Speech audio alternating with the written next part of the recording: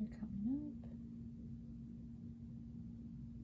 They're going to start getting a little wavy, but not to the actual shape yet. Well, this one is. This one's going to get larger, but it's not going to have the complete bat shape yet. We got inner structures going. Top of the head. I'm actually going to start changing the hair a little bit. It's not going to be as neat. We're going to pull her neckline down. That jewel stays. We're going to have collar kind of spreading out because neck is starting to get thicker. I have some hair here. Hair is not going to be as smooth coming down. Shirt's going to get tight on the shoulders. We're going to start seeing some rips. Buckle on this is going to start to break.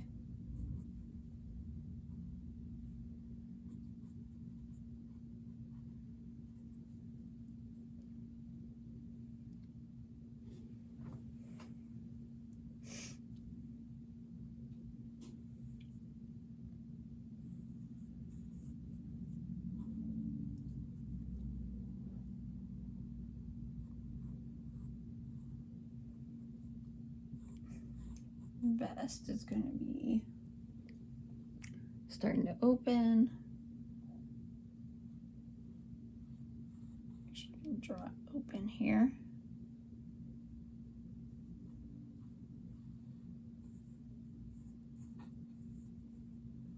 We're going to have some buttons hanging off.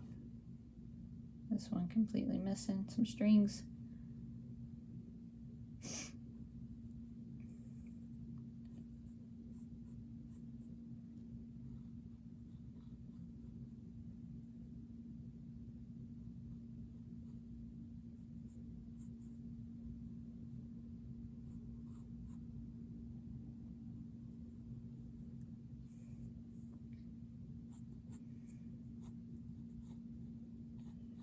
Skirt is going to be stretching. We're not actually going to see much of this side because things are going to stretch this direction.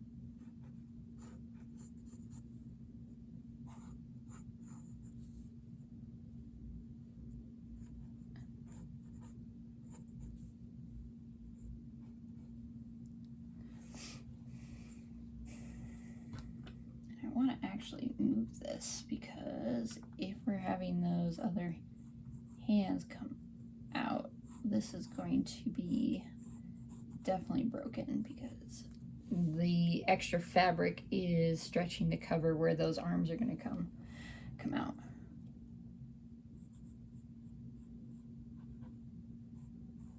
It's getting tight. No space in this.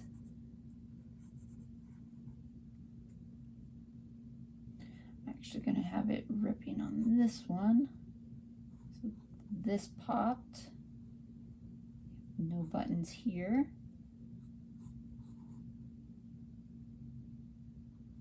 And that ripped all the way down. There's no fur on her hand, which makes this difficult to differentiate between the shirt and the flesh, but we'll do our best here. And then we talked about how her hand is changing. I'm gonna make a note that these two fingers are coming together. So how I'm gonna dictate or display that is there's still a line here for that finger, but it's only there. So here coming down.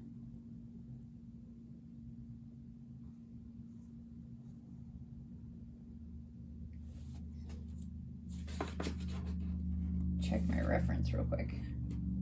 Okay, they do end like this.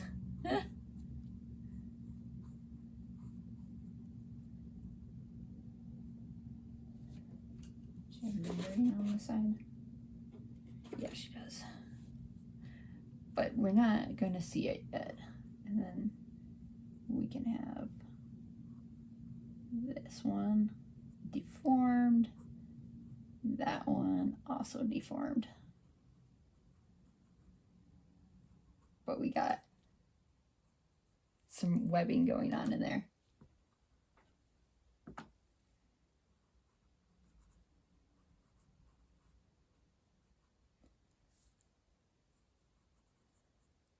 So really, you wouldn't necessarily see this line because the webbing is connecting to it. I'm going to leave it so that it is still defined of like the finger. And then we have this one coming down. I actually want to kind of get a thumb in there. Just getting a claw.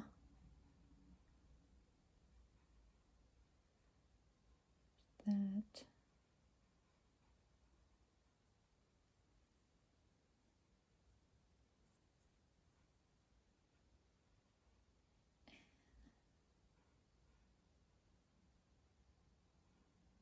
We have kind of a finger and then kind of another finger here as they're coming together into that one.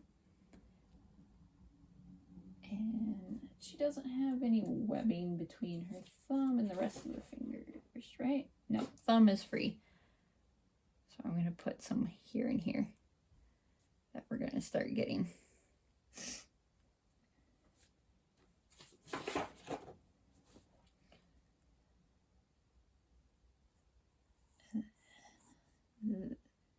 This garter is going to be really embedded in the flesh right now. So we're going to show that it's at its snapping point. This has already come undone.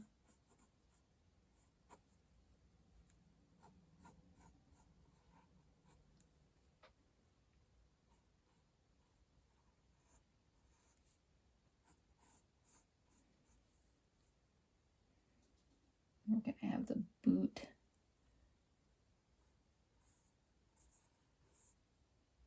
This broke. That snapped.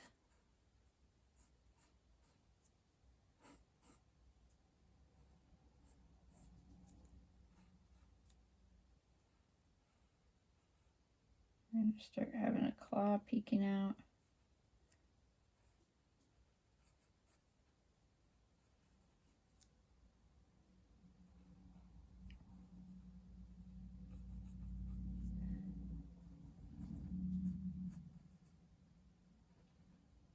I have this one busted. Same thing going on over here. This is embedded in the flesh because of the expansion.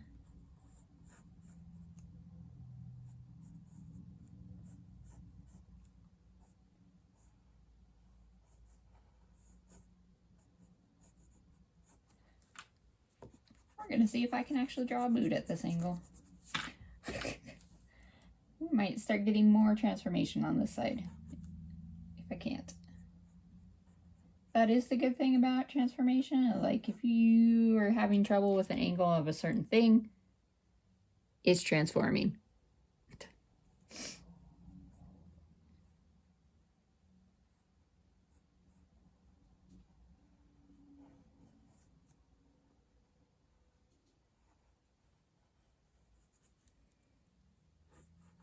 And actually, if we have this boot stay the same, that works well too.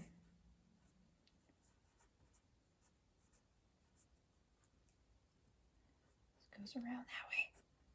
There we go. Okay. And you know what? I'm not going to add that tail because technically it would be, if anything, it's still under the skirt and would cause issues in the back. So we might not see it from the front. And I'm going to keep her little belt, but it is stretched, and we're going to move the cross over here.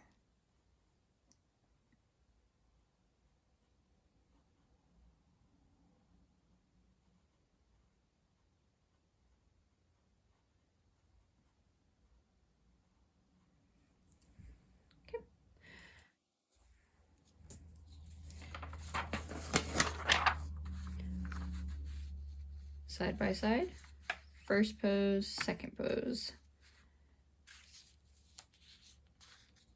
Now, to continue third, I'm going to see how many stacks I can get on this while still seeing through it.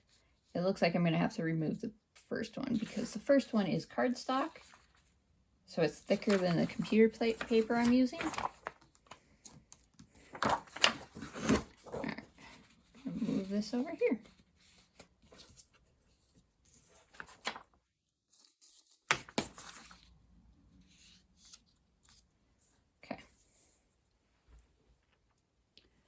Now to pose 3. We've definitely turned the head. We're going to get more of those animal features in here.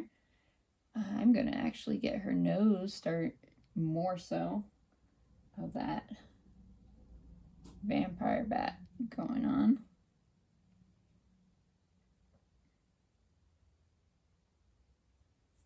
Not full muzzle yet. And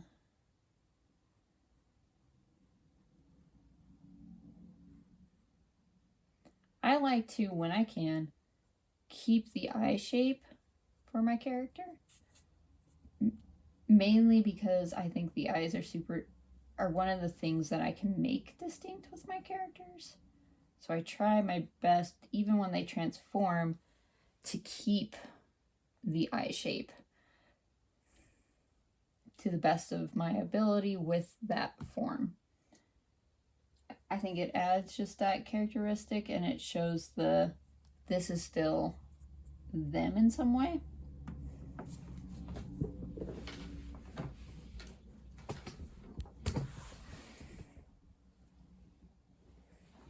Dropped my eraser. Earthquake for a little bit. So we're getting that. We're going to get her weird little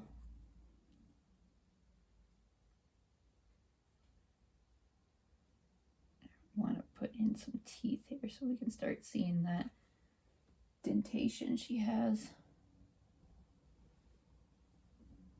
Which I don't actually think I have a good reference of. Maybe a moment. Oh yeah, she just got big ass fangs.